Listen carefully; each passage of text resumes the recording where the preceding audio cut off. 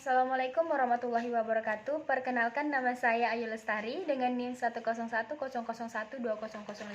Dalam kesempatan kali ini akan menjelaskan materi mengenai persidangan Mahkamah Konstitusi.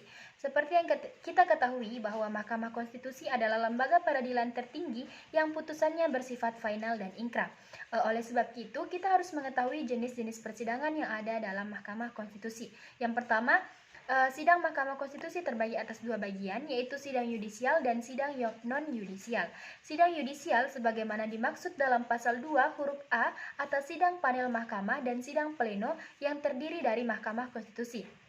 Kejelasan materi permohonan, sidang panel mahkamah sebagaimana dimaksud pada ayat 1 dihadiri oleh sekurang-kurangnya 3 orang hakim persidangan di dalam Mahkamah Konstitusi. Sedangkan sidang pleno Mahkamah Konstitusi adalah sidang untuk memeriksa, mengadili, dan memutus permohonan yang dihadiri oleh 9 orang hakim konstitusi kecuali dalam keadaan luar biasa sekurang-kurangnya dapat dihadiri oleh 7 orang hakim Mahkamah Konstitusi. Adapun jenis-jenis persidangan yang ada di dalam persidangan Mahkamah Konstitusi adalah yang pertama, sidang istimewa, kongres mahasiswa, sidang umum, sidang pleno, sidang komisi, dan musyawarah besar. Adapun jenis-jenis sidang Mahkamah Konstitusi yang sudah saya jelaskan, yang pertama tadi ada sidang yudisial dan yang kedua ada sidang non-yudisial yang sebagaimana dimaksud dalam pasal 2 huruf A atas sidang panel mahkamah dan sidang pleno yang terdiri dari Mahkamah Konstitusi.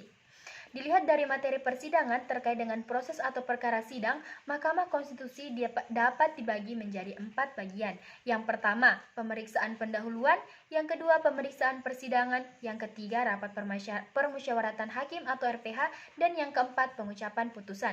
Yang pertama, pemeriksaan pendahuluan.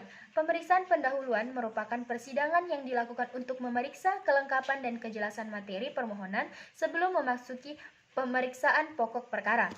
Pemeriksaan pendahuluan biasanya dilakukan oleh majelis hakim panel terbuka untuk umum, namun dalam perkara-perkara tertentu yang dipandang penting dan harus segera diputus. Pemeriksaan pendahuluan dapat juga dilangsungkan oleh majelis hakim pleno. Dalam pemeriksaan pendahuluan ini, setidaknya majelis hakim panel akan memeriksa beberapa hal berikut. Yang pertama, kelengkapan administrasi, kejelasan materi permohonan, legal standing, dan wewenang Mahkamah Konstitusi. Yang kedua, pemeriksaan persidangan. Setelah pemeriksaan pendahuluan, maka majelis hakim akan menyelenggarakan pemeriksaan persidangan yang dilakukan untuk memeriksa pertama, permohonan, alat bukti, keterangan termohon jika ada, keterangan saksi, keterangan ahli, dan keterangan pihak terkait. Dalam forum persidangan, penyampaian secara lisan dilakukan tidak dengan membaca dokumen tertulis yang telah disampaikan kepada Mahkamah Konstitusi, melainkan hanya menyampaikan hal-hal pokok yang dipandang penting. Setelah itu dilanjutkan dengan pemeriksaan berupa tanya jawab, baik dengan pemohon, termohon, pihak terkait, saksi atau ahli maupun dengan hakim konstitusi. Pemeriksaan persidangan pada prinsipnya dilakukan oleh majelis hakim pleno, kecuali perkara tertentu berdasarkan keputusan Ketua Mahkamah Konstitusi dan dapat dilakukan oleh panel hakim. Sidang pemeriksaan persidangan dilakukan secara terbuka kecuali ditentukan oleh majelis hakim, misalnya karena alasan keasusilaan, persidangan dapat dilakukan secara tertutup. Kemudian yang ketiga, rapat permusyawaratan hakim atau RPH. RPH merupakan salah satu jenis dari sidang pleno yang sifatnya berbeda dari jenis persidangan yang lain, yaitu sifatnya tertutup.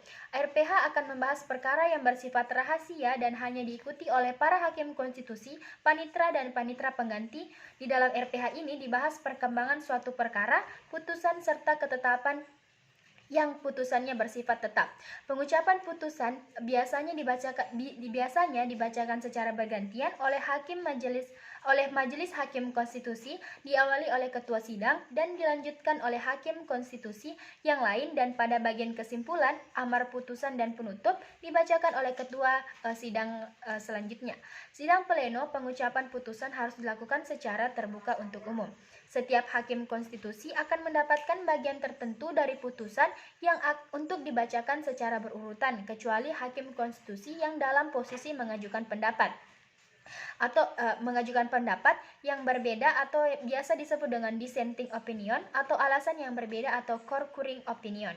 Hakim yang mengajukan dissenting opinion atau concurring opinion membacakan pendapatnya atau alasannya sendiri setelah ketua sidang membacakan amar putusan. Dissenting opinion sendiri terjadi apabila seorang hakim berbeda pendapat dengan hakim yang mayoritas baik tentang pertimbangan hukum maupun amar putusannya. Pendapat hakim yang dissenting opinion tersebut dimuat dalam putusan secara lengkap dan diletakkan sebelum amar putusan. Sementara concurring opinion terjadi apabila pendapat seorang hakim mengikuti atau sependapat dengan pendapat hakim yang mayoritas tentang amar putusan akan tetapi berbeda dengan pertimbangan hukum atau legal reasoning. Putusan Mahkamah Konstitusi memperoleh kekuatan hukum tetap sejak selesai diucapkan dalam sidang pleno pengucapan putusan terbuka untuk umum. Dengan demikian, putusan Mahkamah Konstitusi bersifat tetap dan mengikat sejak setelah sidang pengucapan putusan itu selesai. Demikian penjelasan materi tentang persidangan Mahkamah Konstitusi yang dapat saya sampaikan. Mohon maaf apabila ada kurang kejelasan dalam penyampaian materi yang saya bawakan. Untuk itu sekian dan terima kasih. Wabillahi taufiq wal hidayah. Assalamualaikum warahmatullahi wabarakatuh.